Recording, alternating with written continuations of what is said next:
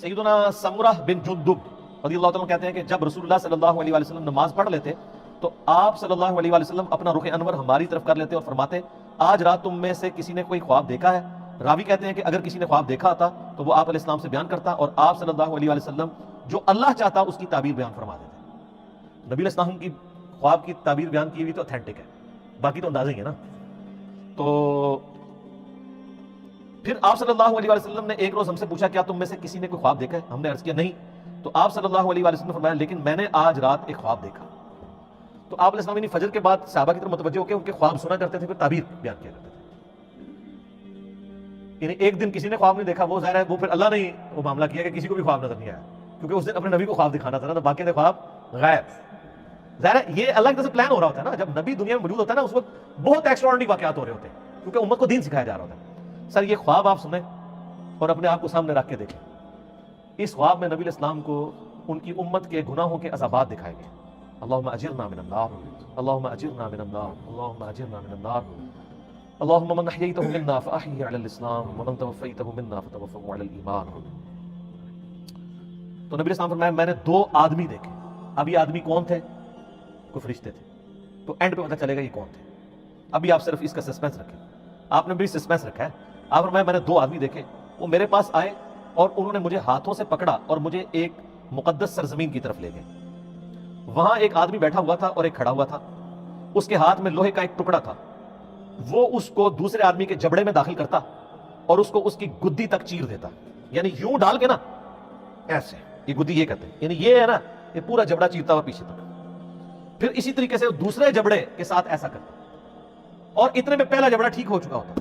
استغفر اللہ، یعنی عذاب مسلسل، وہ کر کے ہٹا تو وہ واپس آ گیا، پھر دوبارہ سے تکلیف ہوئی۔ سر یہ ایک دفعہ نہیں برداشت ہو سکتی۔ پھر وہ اس عمل کو دہراتا تھا، تو میں نے ان آدمیوں سے پوچھا یہ کیا ہو رہا ہے؟ تو ان دونوں نے مجھ سے کہا آپ آگے چلیے، تو میں نے ان کے ساتھ آگے چلنا شروع کر دیا۔ پھر ہم ایک آدمی کے پاس آئے جو زمین پہ چت لیٹا ہوا تھا اور ایک آدمی ایک بڑا سا پتھر لے کے اس کے سرہانے کھڑا تھا اور وہ اس کے ساتھ اس کے سر کو کچل رہا تھا۔ جب وہ اسے مارتا تھا تو پتھر لڑک جاتا، وہ اسے لینے کے لیے جاتا لیکن اس کے واپس آنے تک اس کا سر پھر بالکل ٹھیک ہو جاتا۔ توبہ توبہ توبہ، اتنا بھاری پتھر کا عذاب اس شخص کے اوپر کہ اس کا سر جو ہے وہ چپٹا ہو رہا ہے اور پھر وہ پتھر لڑک کے دور چلا جا رہا ہے اور وہ اٹھانے کے لیے وہ پتھر جا رہا ہے، واپس آتا ہے تو دوبارہ سر واپس آ جاتا ہے، پھر اس تکلیف سے گزرنا ہے۔ سر آپ تو ایک دفعہ سر کے اندر برداشت نہیں ہم لوگ کر سکتے، اللہ تعالیٰ ہمیں ان عذابات سے محفوظ فرمائے۔ جب وہ اسے مارتا تھا تو پتھر لڑک جاتا، وہ اسے لینے کے لیے جاتا لیکن واپس آتا تو پھر اس کا سر ٹھیک ہو جاتا، وہ آدمی اس کے ساتھ پھر وہی کرنا شروع کر دیتا اور یہ عمل مسلسل جاری رہتا۔ میں نے کہا یہ کیا ہے؟ تو ان دونوں نے کہا یا رسول اللہ آگے چلیے۔ ہم اور آگے چلے حتیٰ کہ ہم تندور جیسے سوراخ کے پاس آئے جس کے اوپر کا حصہ تنگ تھا جبکہ اس کا نچلا حصہ کھلا تھا، اس کے نیچے آگ جل رہی تھی، جب وہ اوپر اٹھتی تو اس میں موجود افراد بھی اوپر بلند ہوتے۔ کوئی تندور تھا جو اندر سے بہت بڑا تھا، اس میں آگ کے اوپر کچھ لوگوں کو تلا جا رہا تھا، جب وہ آگ باہر نکلتی نا تو وہ بندے بھی باہر یوں نکلتے، پھر وہ اندر چلے جاتے۔ استغفر اللہ، اللہم اجرنا من النار۔ سر یہ بخاری شریف ہے، یہ بزرگ شریف، یہ کہانی شریف نہیں ہے، یہ بخاری شریف ہے۔ اس کے نیچے آگ جل رہی تھی، جب وہ اوپر اٹھتی تو اس میں موجود افراد کو بھی اوپر بلند کرتی حتیٰ کہ ایسا لگتا کہ وہ اس سے نکل جائیں گے، اور جب وہ نیچے بیٹھنے لگتی تو وہ واپس چلے جاتے۔ اور میں نے اس تندور میں چند مردوں اور عورتوں کو ننگی حالت میں عذاب میں مبتلا دیکھا جن کے کپڑے نہیں تھے۔ میں نے کہا یہ کون لوگ ہیں؟ ان دونوں نے کہا یا رسول اللہ آگے چلے۔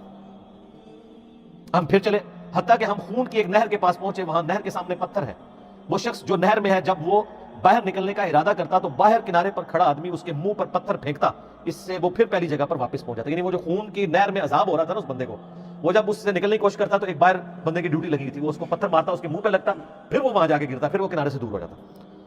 وہ جب بھی نکلنے لگتا اس کے منہ پر پتھر مار دیا جاتا، پھر وہ واپس چلا جاتا۔ میں نے کہا یہ کیا ہے؟ تو ان دونوں نے کہا یا رسول اللہ آگے چلیے۔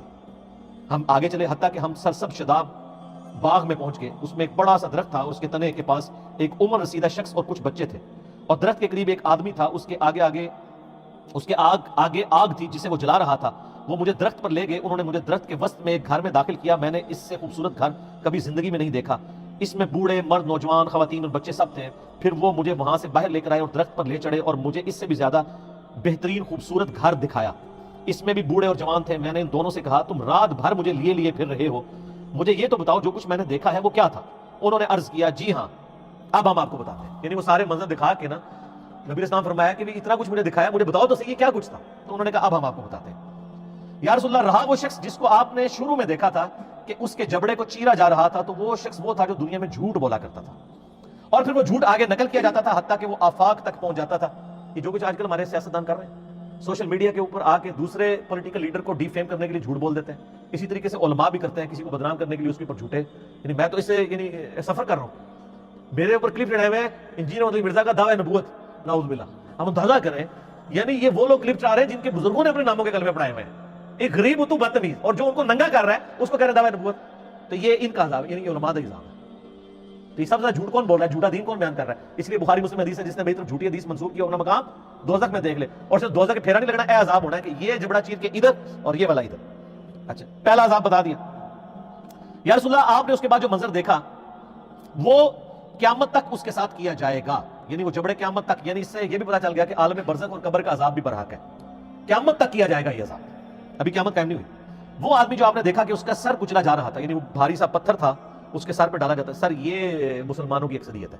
یہ وہ شخص تھا جس نے قرآن کا علم سیکھا، لیکن اس کی نہ تو راتیں قرآن کے مطابق تھی نہ دن کے اعمال قرآن کے مطابق تھے. پورے کا پورا دین ہی کور ہو گیا. اور یہ تو اس کے لیے جس نے قرآن سیکھا اور جس نے قرآن کو سیریس لے کے سیکھا بھی نہیں ہے. یہ تو وہی ہے نا کہ ماں باپ کو اف تک مت کہو، اور جو گالیاں دیتے ہیں ماں باپ کو، اس کا کوئی سوچ سکتا ہے؟ اور اس میں بھی ظاہر ہے کہ یہ قرآن کا علم سیکھ کے نہ دن کے مطابق عمل نہ رات کے مطابق. تو اس میں بھی اولین مخاطب وہ علماء ہیں جو ڈگریوں والے دعویٰ کرتے ہیں ہم نے دین کا علم حاصل کیا ہے، خود عمل نہیں کرتے، وہ بھی شامل ہے. یا رسول اللہ ان کے ساتھ بھی یہ سلوک قیامت تک جاری رہے گا. آپ نے جو سراغ میں دیکھا کہ وہ ننگی عورتیں اور مرد عذاب میں مبتلا تھے، وہ تھے جو دنیا میں زنا کیا کرتے تھے، زانیوں کی سزا، والعیاذ باللہ. پھر آپ نے جس نہر میں دیکھا کہ وہ شخص ڈبکیاں کھا رہا تھا خون کی نہر میں، وہ سود خور تھا. استغفر اللہ. پھر آپ نے درخت کے تنے کے ساتھ جس بزرگ کو دیکھا وہ حضرت ابراہیم علیہ السلام تھے، اور ان کے ارد گرد جو بچے تھے وہ لوگوں کی اولاد تھی. جو شخص آگ جلا رہا تھا وہ جہنم کا داروغہ یعنی سیدنا مالک علیہ السلام تھے.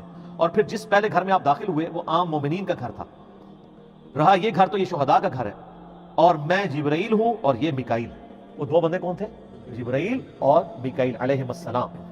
اور آپ صلی اللہ علیہ وسلم اپنا سر اٹھائیں، جب میں نے سر اٹھایا تو میرے اوپر بادلوں کی مانند تھا. ان دونوں نے کہا یہ آپ کی منزل ہے، یعنی وہ ایک محل دکھایا گیا. میں نے کہا مجھے چھوڑ دو، میں اپنی منزل میں داخل ہو جاؤں. تو انہوں نے کہا ابھی آپ کی دنیا میں عمر باقی ہے جو آپ نے مکمل نہیں کی. جب آپ وہ دنیا میں اپنی زندگی مکمل کر لیں گے تو پھر آپ اپنی اسی جنت کی منزل میں داخل ہو جائیں گے.